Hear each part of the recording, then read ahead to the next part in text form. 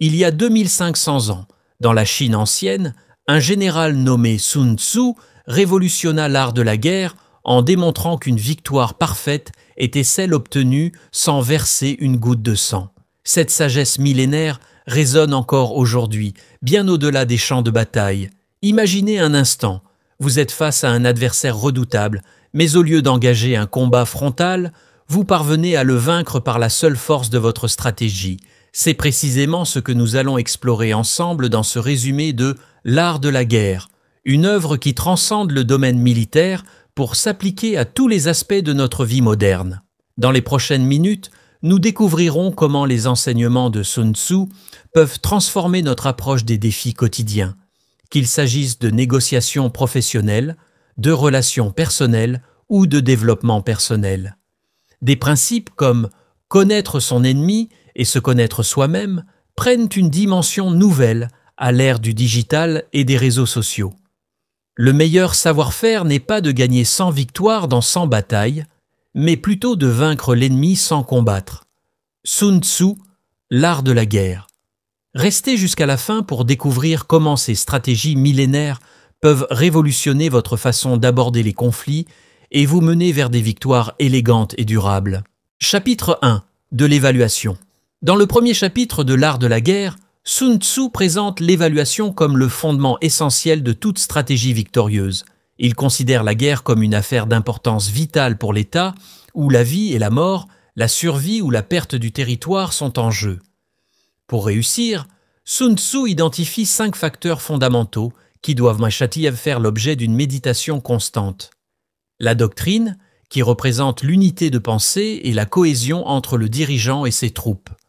Le temps, qui implique la capacité à saisir le moment opportun pour agir. L'espace, qui concerne la maîtrise du terrain et la compréhension de l'environnement. Le commandement, qui repose sur les qualités de leadership et la capacité à diriger avec sagesse. Enfin, la discipline, qui englobe l'organisation et la gestion efficace des ressources. L'essence de ce chapitre réside dans l'importance des calculs et de la planification minutieuse. Sun Tzu affirme que plus les évaluations sont précises, plus les chances de victoire sont élevées. Cette approche méthodique permet non seulement d'anticiper les issues possibles, mais aussi de préparer des stratégies adaptées aux différentes situations. Un aspect crucial de l'évaluation est la connaissance approfondie, tant de ses propres forces que de celles de l'adversaire. Cette compréhension permet d'identifier les moments propices pour agir et les situations favorables à exploiter. La victoire appartient à celui qui sait calculer et planifier soigneusement, plutôt qu'à celui qui se précipite aveuglément dans la bataille. Sun Tzu souligne également l'importance de la dissimulation dans l'art de la guerre. Un stratège habile doit savoir masquer ses intentions tout en perçant à jour celles de l'adversaire. Cette capacité à manipuler l'information et à tromper l'ennemi constitue un élément clé de la victoire. La conclusion fondamentale de ce chapitre est que la meilleure victoire est celle obtenue sans combat. Cette sagesse millénaire nous enseigne que la véritable excellence stratégique réside dans la capacité à vaincre l'adversaire par l'intelligence et la planification plutôt que par la force brute. Chapitre 2. De l'engagement. Dans le deuxième chapitre de l'art de la guerre, Sun Tzu aborde l'engagement avec une approche pragmatique et économique. Il souligne qu'une guerre prolongée n'a jamais profité à aucun pays. Cette sagesse millénaire nous enseigne l'importance d'agir avec rapidité et efficacité. L'engagement nécessite une préparation minutieuse. Sun Tzu évoque une armée de 100 000 hommes, équipés de chariots, de provisions et de tout le matériel nécessaire pour mener une campagne. Cette préparation logistique est fondamentale pour assurer le succès des opérations. Le timing est crucial dans l'engagement. Si vous disposez des ressources et des hommes nécessaires pour livrer bataille, il ne faut pas hésiter à engager le combat rapidement. Attendre trop longtemps peut s'avérer désastreux. Les armes se détériorent, le moral des troupes s'effrite et la gloire accumulée peut être perdue en un instant. Un point essentiel soulevé par Sun Tzu est le danger de l'inaction. Maintenir une armée inactive pendant une longue période est la pire des stratégies, car cela épuise les ressources et démoralise les troupes. L'art de la guerre consiste à obtenir des victoires rapides et décisives pour minimiser les coûts humains et matériels. La conduite de la guerre exige également une gestion efficace des ressources. Il faut savoir utiliser les moyens disponibles de manière optimale, en évitant le gaspillage et en maintenant une discipline stricte dans l'utilisation des ressources.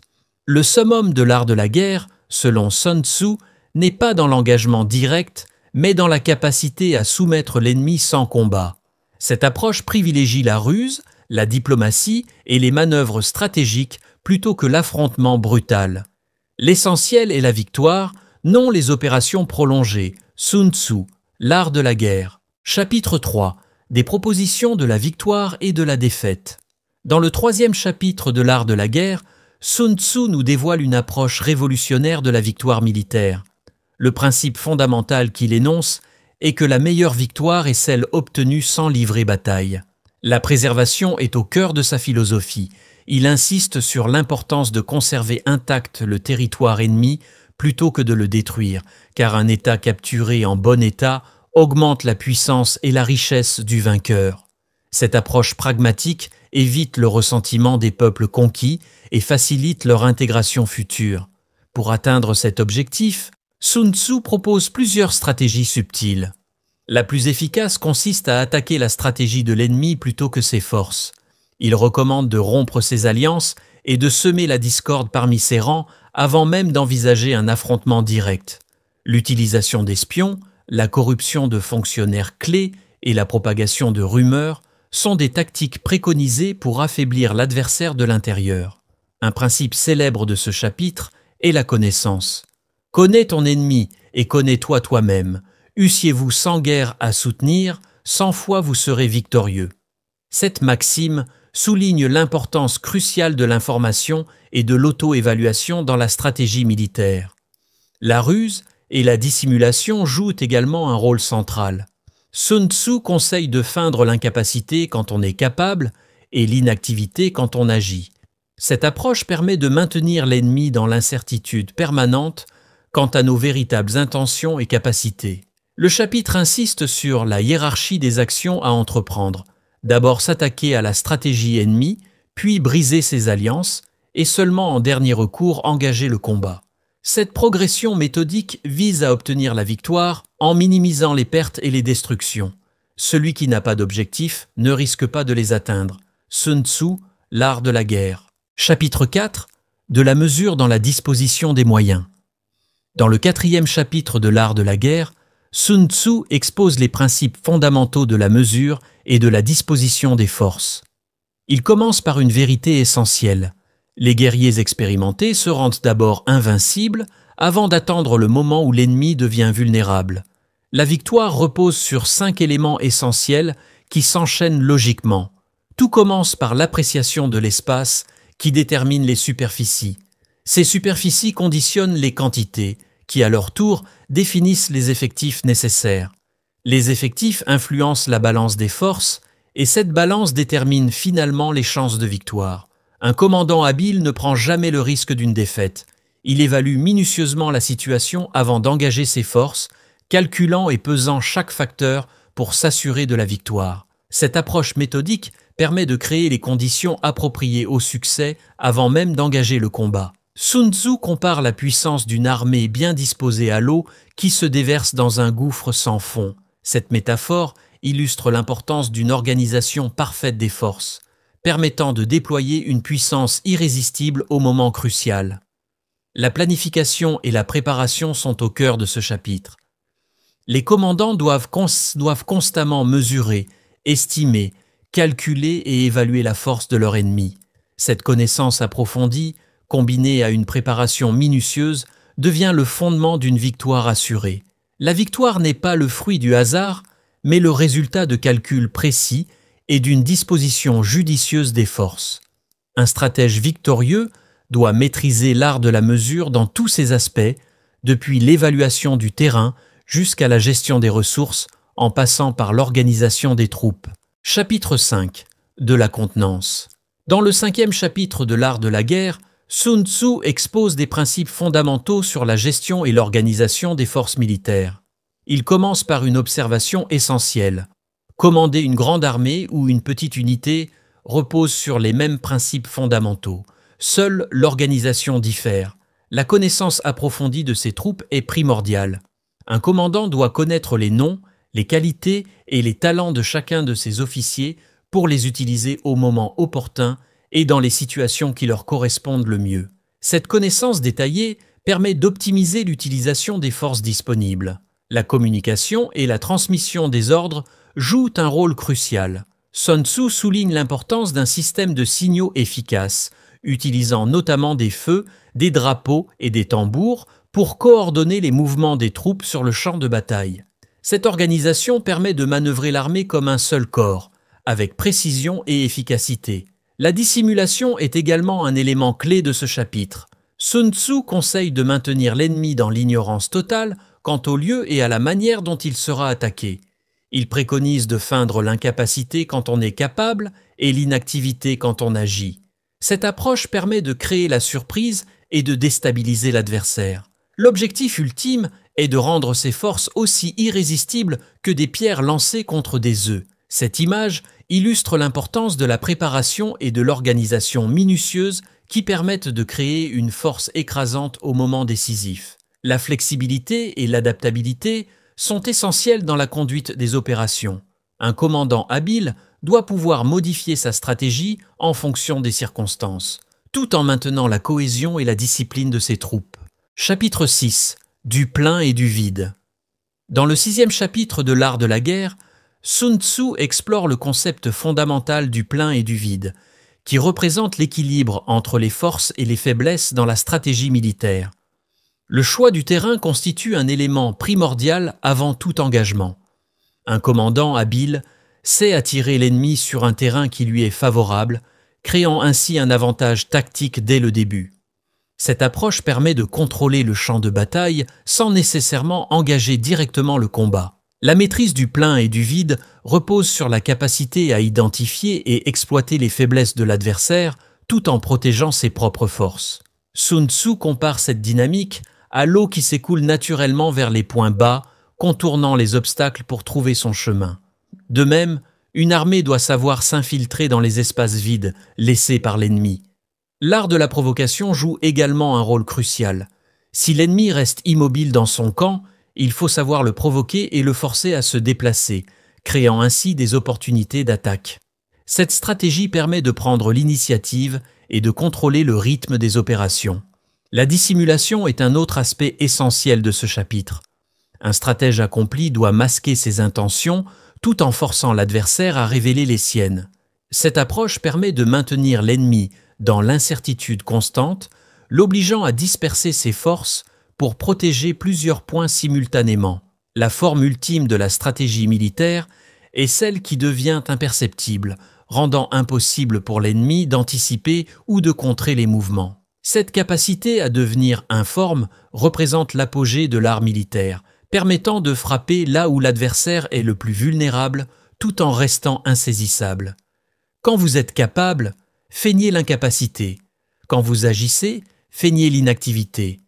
Quand vous êtes proche, feignez l'éloignement. Quand vous êtes loin, feignez la proximité.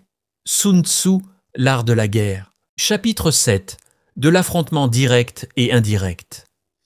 Dans le 7e chapitre de l'art de la guerre, Sun Tzu développe les concepts fondamentaux de l'affrontement direct et indirect, révélant la subtilité de la stratégie militaire à travers la complémentarité de ces deux approches. L'essence de ce chapitre réside dans la manière d'utiliser simultanément les tactiques directes et indirectes. Les manœuvres directes servent à engager l'ennemi, tandis que les manœuvres indirectes permettent de remporter la victoire. Cette dualité est comparable au cycle naturel du jour et de la nuit, où chaque élément joue un rôle essentiel dans l'équilibre global. Sun Tzu souligne que les possibilités de combinaison entre actions directes et indirectes sont infinies, comme l'eau qui coule sans fin, ou comme un cercle qui n'a ni début ni fin. Cette fluidité stratégique permet de créer une confusion chez l'adversaire, le rendant incapable de distinguer les véritables intentions. L'art de la guerre repose sur la tromperie et la surprise. Quand on est proche, il faut faire croire qu'on est loin, et inversement. Quand on est fort, il faut paraître faible, et quand on est faible, il faut sembler fort. Ces principes de dissimulation permettent de maintenir l'adversaire dans l'incertitude constante. La rapidité d'exécution est cruciale dans l'application de ces stratégies. L'armée doit être aussi rapide que le vent et aussi stable qu'une forêt. Dans l'attaque, elle doit être aussi dévastatrice que le feu, et dans la défense, aussi immuable qu'une montagne. Le chapitre conclut sur l'importance de l'adaptabilité. Un général habile doit savoir alterner entre approche directe et indirecte selon les circonstances, tout comme un musicien maîtrise les différentes notes pour créer une harmonie parfaite. Chapitre 8 des 9 changements. Dans le 8e chapitre de l'art de la guerre, Sun Tzu expose les 9 changements fondamentaux qui doivent guider un commandant dans ses décisions stratégiques. Ces adaptations sont essentielles pour répondre aux circonstances changeantes du combat. Le commandant en chef, bien que soumis au mandat du souverain, doit savoir adapter sa stratégie en fonction du terrain et des situations. La topographie et la géographie jouent un rôle crucial dans le déploiement des forces. Sun Tzu met en garde contre 5 dangers majeurs qui peuvent compromettre le succès d'une campagne militaire. Une ardeur excessive face à la mort, une trop grande attention à préserver sa vie, la colère précipitée, les réactions d'orgueil et une complaisance excessive envers les soldats. L'essence de ce chapitre réside dans la flexibilité et l'adaptabilité du commandement. Un général ne doit jamais agir avec dogmatisme ou suivre des principes rigides, car les circonstances changeantes requièrent des ajustements constants. La prudence excessive peut être aussi dangereuse que la témérité. Un général trop préoccupé par sa propre sécurité risque de perdre des opportunités cruciales permettant à l'ennemi de prendre l'avantage. L'immobilisme né de la peur peut conduire à la défaite, car l'ennemi, toujours attentif, profitera de cette faiblesse.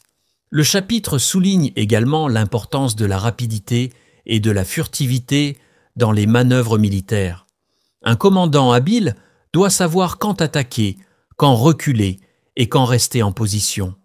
Ces décisions doivent être prises en fonction des circonstances spécifiques plutôt que de suivre des règles préétablies.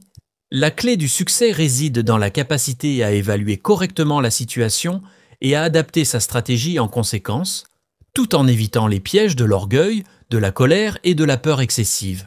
Un bon général ne doit jamais se dire « quoi qu'il arrive, je ferai telle chose, j'irai là, j'attaquerai l'ennemi, j'assiégerai telle place ». Seule la circonstance doit le déterminer. Sun Tzu, l'art de la guerre.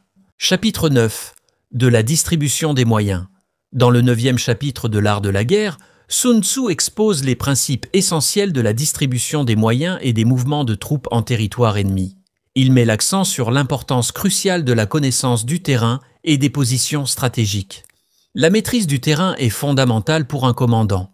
Il doit privilégier les positions élevées et éviter soigneusement les zones dangereuses comme les rivières, les gorges, les forêts denses ou les marécages, qui sont propices aux embuscades.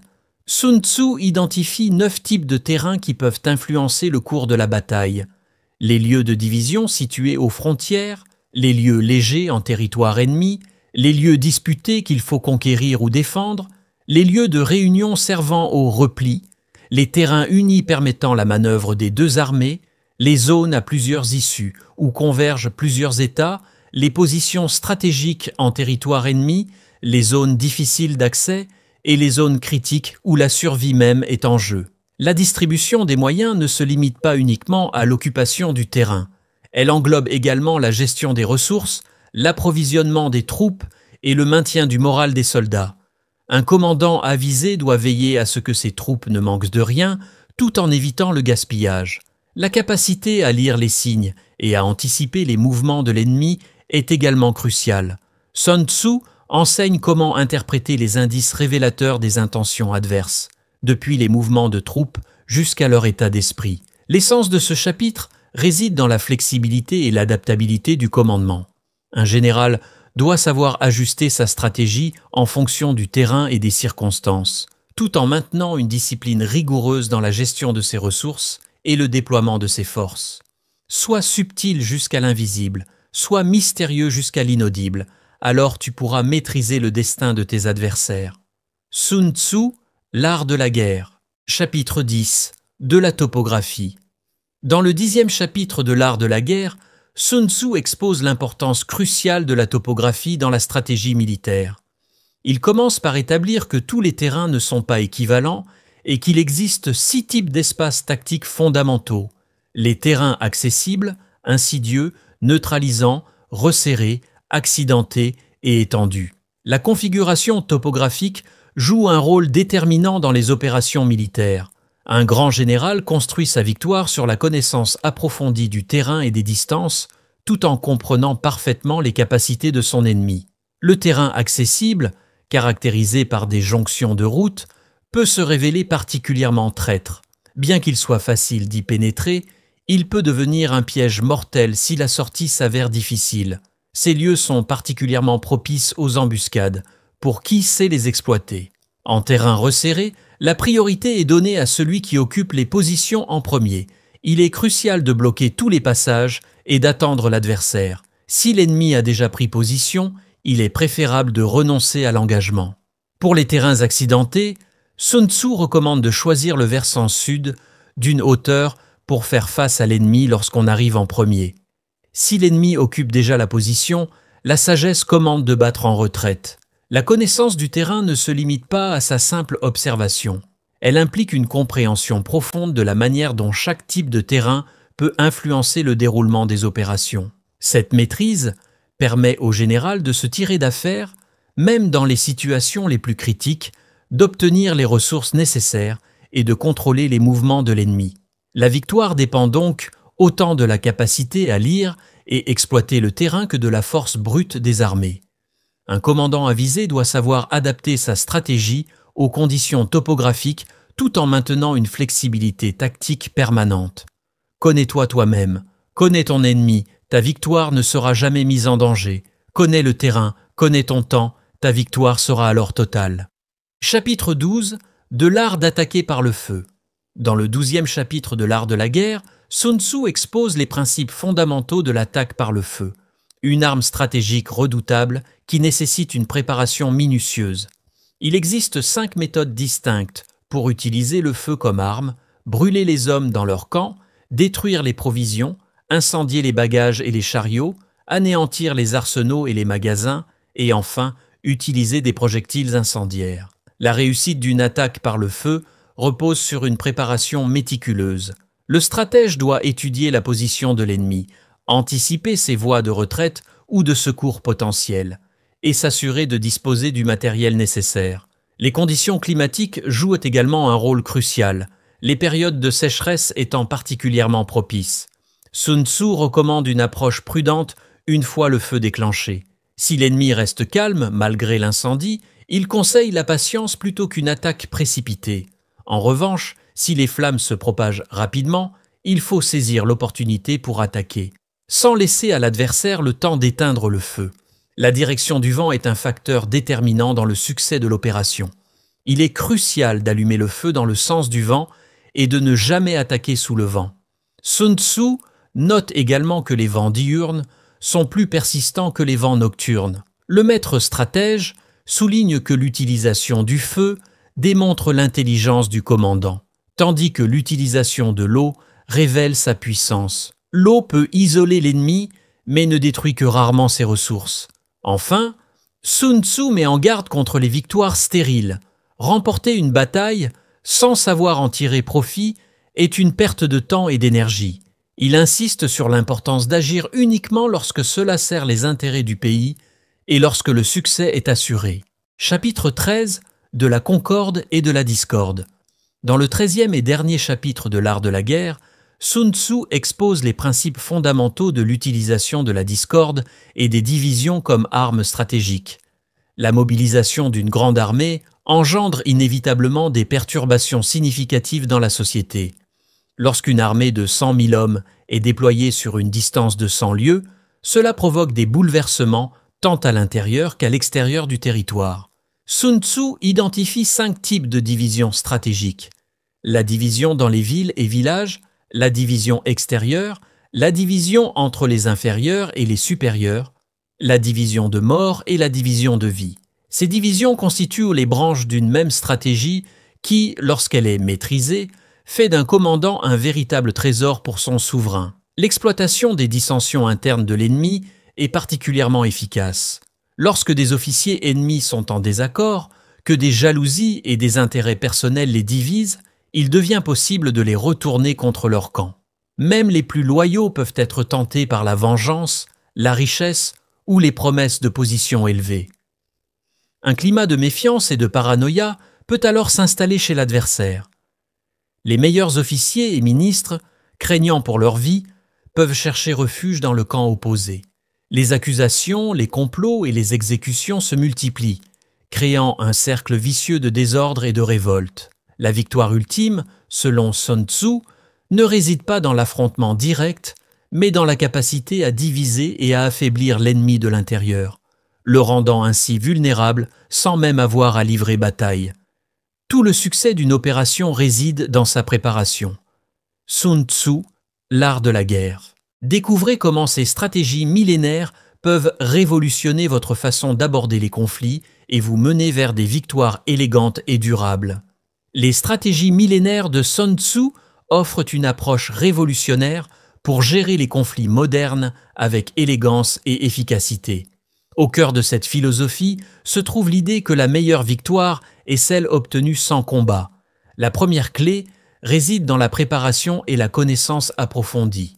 Comprendre parfaitement ses forces et ses faiblesses, tout en analysant celles de son adversaire, permet d'anticiper et de manœuvrer stratégiquement plutôt que de réagir impulsivement. L'adaptabilité constitue un autre pilier fondamental.